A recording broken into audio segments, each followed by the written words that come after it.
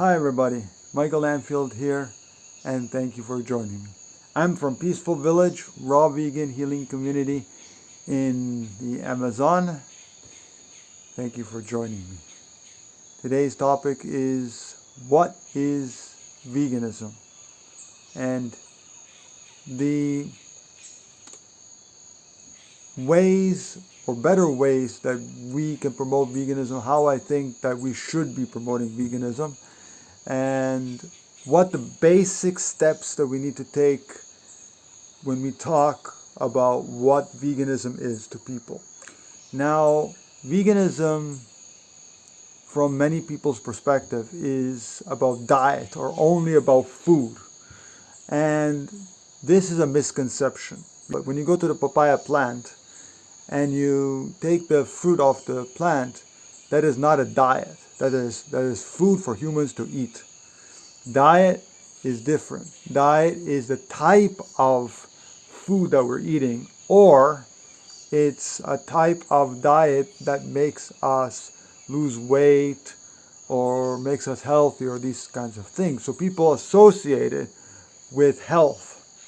So veganism is not about health, it's not about diet. Yes, they contribute to that, maybe. They contribute to our well-being, our health, and all this kind of thing, but they're not about diet. Remember, not about diet, okay? And also, they're not solely about food. Yes, they have a big component of food. And in fact, in North America, probably everywhere around the world, non-human animals are killed for most of the animals that are killed in animal agriculture are killed for food. So this topic is like the biggest thing. When people start to remove animals and animal products like cheese, eggs, yogurt, these kinds of things, honey and so forth, that is like at least 96-97% of the animals that are killed. The rest of the animals are killed and used and killed and enslaved for entertainment, circuses, rodeos, zoos, etc. For sport or entertainment, yeah, which is also like riding animals, riding horses, riding donkeys, these camels and these kinds of animals, and for experimentation, for testing purposes, for pets, and many other things. So animals are not just used for food. So when we talk to people about veganism, we need to get people to understand that veganism is really about two things, okay? Which I often talk about. It's about not using them for anything, not using them for food, clothing, anything basically, not using them for anything. Not stealing from them, whatever comes from them. So eggs, milk, their babies, honey, these kinds of things. And not seeing them as property, as things to be used, as objects. So not objectifying them. So these are the things that we need to remember. That it's just not about food. So when people say, what do you eat? And then you don't eat animals. And so you're vegetarian or you're plant-based, and it's not like that. Veganism is so much deeper. And this is what I think, and this is what I know from being vegan for over 15 years now. And what I realized is that even the Vegan Society's definition from 1977, which still holds true today, even when Donald Watson coined the term vegan, truly there was no definition, because at the time when he created that word, because there's no way to express what it means to not use animals wholly, completely, in totality. So when we're promoting veganism, we need to remember it's the use and property status that is a problem. So we need to focus on that. And we need to focus not just on the food part, but on all the parts. Not using them for clothing, not using them for anything, even pets, even as companion animals, whatever. They are companions to live out in nature free from human domination and use. So this is what veganism is. Veganism is also an understanding or a level of our consciousness. It's an extension, I guess, or the basis is the level of consciousness to recognize that non-human animals, and we need to always specify non-human because humans are also animals. So we need to remember this, okay? So non-human animals, because then we start to see, oh, animals are separate from us, but they're not really separate from us. No species on this earth, plant or fungi or mineral, are truly separate. Even the spirit and the soul and nature, we're all interconnected. We're all ultimately the same because we all came from the one spirit. If you want to call universe or God or Sophia or whoever, we came from the same source. Okay? So veganism is also a level of consciousness that understands that non-human animals are not for us, are not here as things to be used. This is something that we grew up learning. We grew up programmed to believe that we're superior to them and we need to eat them, and that we've always done it, and all those kind of excuses and justifications.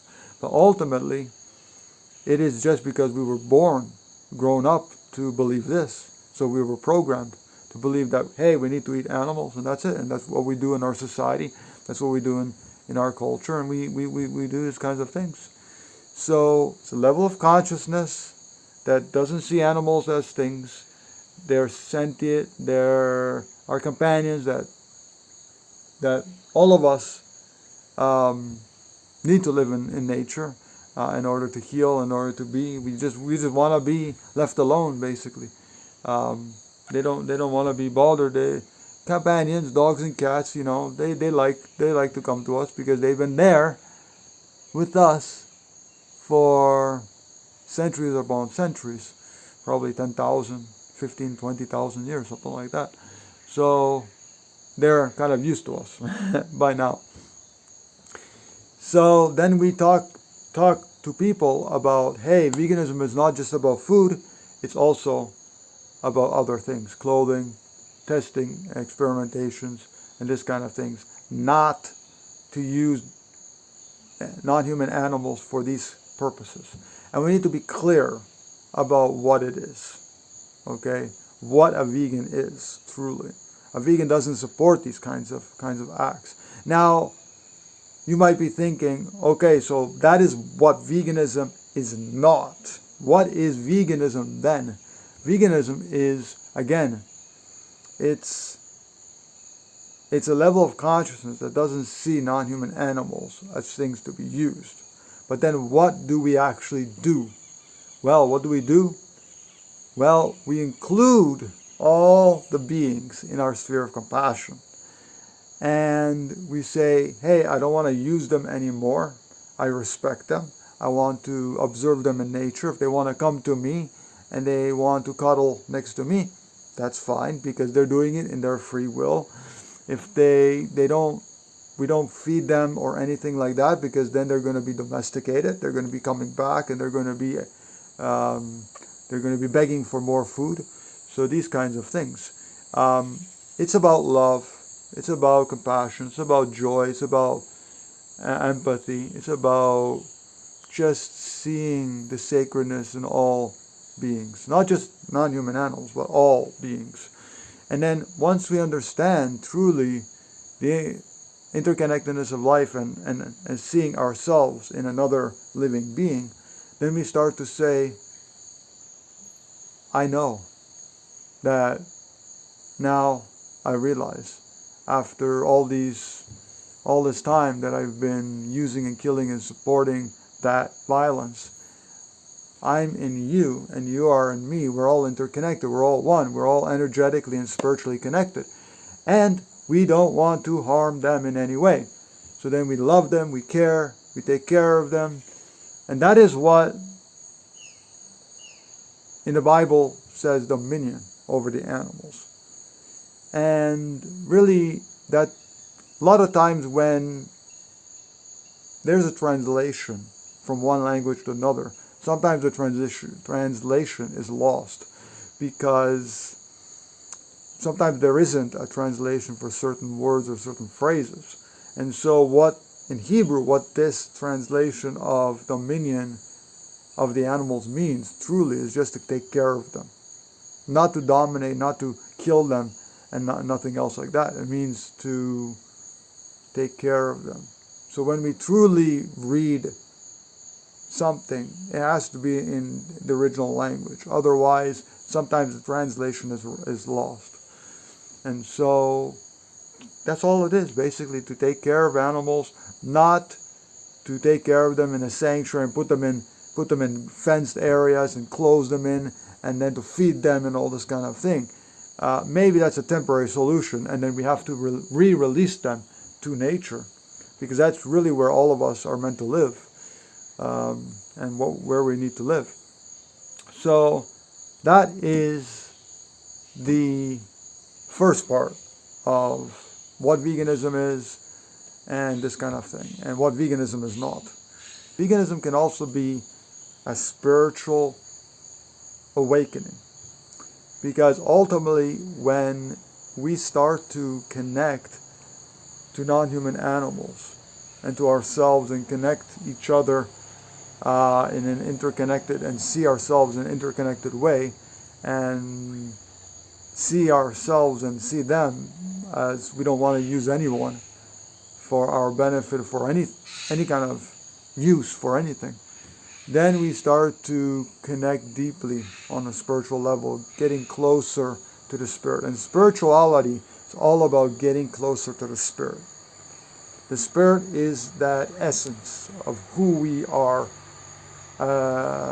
who every being ultimately is. So when we talk about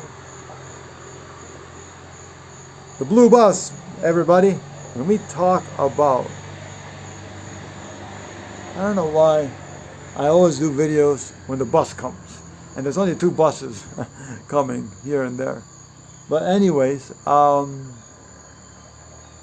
that's just something coincidental or weird. I don't know. Okay, so when we connect to the Spirit, we're connecting to God or Sophia or whoever you want to consider to be God. We are all gods because we all contain that Spirit within us. We all fragmented from God. So when we do that, we see that veganism is also something, a life that, or a lifestyle that, or a way of living, it's better to say a way of living that seeks to get closer and closer to the Spirit. That means to our essence, to who we truly are. And the Spirit is ultimately unconditional love. Unconditional love. So when we talk to people about these things, of course there's various ways to promote veganism and to share the message with people. I'm not saying one is right over the other one. People have their own unique style and way of promoting veganism, what veganism truly is. But we need to include these ideas, that veganism is a level of consciousness that understands that non-human animals are not for us to use in any way, for food, for clothing, for entertainment, and for sport, for experimentation or testing, for as pets, for anything basically. So when that is said and done, then we translate that into something tangible. And we tell people we don't use animals for food, so we don't eat them for anything. No fish, no chicken, no cow, no pigs, no turkeys, no eggs, no honey, no cheese, no yogurts, nothing that comes from animals. And a lot of products contain animal ingredients, and people don't realize that a lot of times margarine contains certain animal ingredients in there, or mayonnaise contains often eggs, and even possibly some other animal ingredients. Cakes, cookies, packaged stuff. These are garbage anyways. We don't recommend them in Peaceful Village. But in any case, yeah, most of those things, if not all of those things, contain some animal ingredient, and even animal ingredients that we don't even know what they are, like numbers and all kinds of long names that we don't know where these things come from. It's all ingredients from laboratories and factories and all these kinds of things. Not just in food, but there's animal ingredients in everything, in paints, in chemicals, in pharmaceuticals, in supplements, in you name it, everywhere. Even in inanimate objects, what we call inanimate objects, there may be animal ingredients. Like shoes can include glue from animals. Tires can include some sort of fat from animals. So there's lots of hidden animal ingredients in everything. Even in asphalt or cement or concrete, I heard that there's some animal ingredients. Now, sometimes it's not possible to completely rid ourselves from all of these things. But once we become more and more self-sustainable, and we rely less and less on the system, on society, we don't consume these things, or less and less we consume these things. So that's the thing. Then we tell people, hey, don't buy things that are tested on animals, that have ingredients that are tested on animals. In fact, we don't need those products. Shampoos, deodorants, all these kind of things, get rid of them. We don't need them. We use fruits for our hair, anything from watermelon to lemon or lime, to bananas, to mangoes, to whatever. We put them in our hair, we wash them very well on our bodies, we leave it there for a few minutes, we jump in the pristine river or in the rain or something, and then we wash it all off, and there we have it, our natural shampoo. And people might laugh at us, but that's yeah.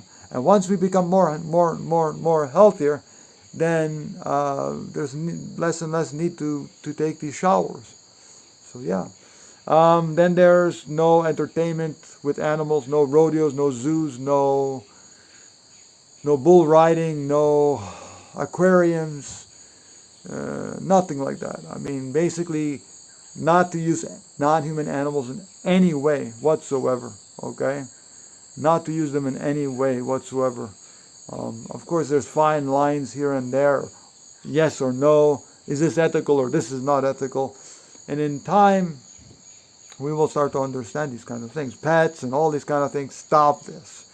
Stop animal agriculture altogether. Pets is part of animal agriculture. Stop this nonsense. We need to see animals, non-human animals, as sentient beings that have the right to live in nature, and that's that. Okay, there are other videos that I have specifically about pets, specifically about humane and welfare and all this kind of stuff, so you can check that out. But this is the ways ultimately to promote veganism. Now, there's a very incredible book called Motivational Methods for Vegan Advocacy by Casey Taft. He's a psychologist that relates, first of all, he's a co-founder of and co-creator of Vegan Publishers, and it's a vegan publishing house, and basically he talks about in this book Motivational Methods for Vegan Advocacy, which was published some years ago. He wrote about how he connects and how it's very similar, animal advocacy and psychology and what he does in his practices. So he has actual experience working with traumatized people, couples in conflicts, these sorts of things, and how he relates this or connects this to vegan advocacy and the best ways to promote vegan advocacy pertaining to his work in psychology. So this is an excellent book. Casey Taft, thank you very much for writing this kind of book. I'm very, very happy. When I read this book, I was like, wow. I read another book before this that really talked about animal advocacy, but it was in a kind of a way that promoted welfarism, promoted like less than. And no. Get this book, Motivational Methods for Vegan Advocacy, and you will see that this is truly the way that people should be, must promote veganism. So that's just something I wanted to conclude with. So thank you for joining me here, everybody. I'm very, very happy that you're able to hear this message, to see me live. Well, I'm live now, but when you see me, I won't be live anymore. I'll be somewhere else. But in any case, I love you all. I'm Michael Lanfield from Peaceful Village, Raw Vegan Healing Community, and I will see you in the next video. Don't forget to like this video, give it a hot pepper thumbs up, and share this around with all your friends and family to let them know what is veganism, because veganism is not a diet. It's not solely about food. It's more than that. And go to our website, peaceful-village.com. Come check us out as a volunteer guest. We have also, you can come as a community member, as a volunteer or guest. So we're looking for future community members. And if you need some healing, whatever it is, a massage, taking a look at your palm, all kinds of healing. If you need emotional healing, spiritual healing, whatever it is, if you need physical healing, you have a disease, you have whatever it is, we're here for you. Michael and Aurora, and soon other community members. So you can go to peaceful-village.com, check us out on our website, fill out the appropriate application, and we will get back to you. Bye-bye, everybody.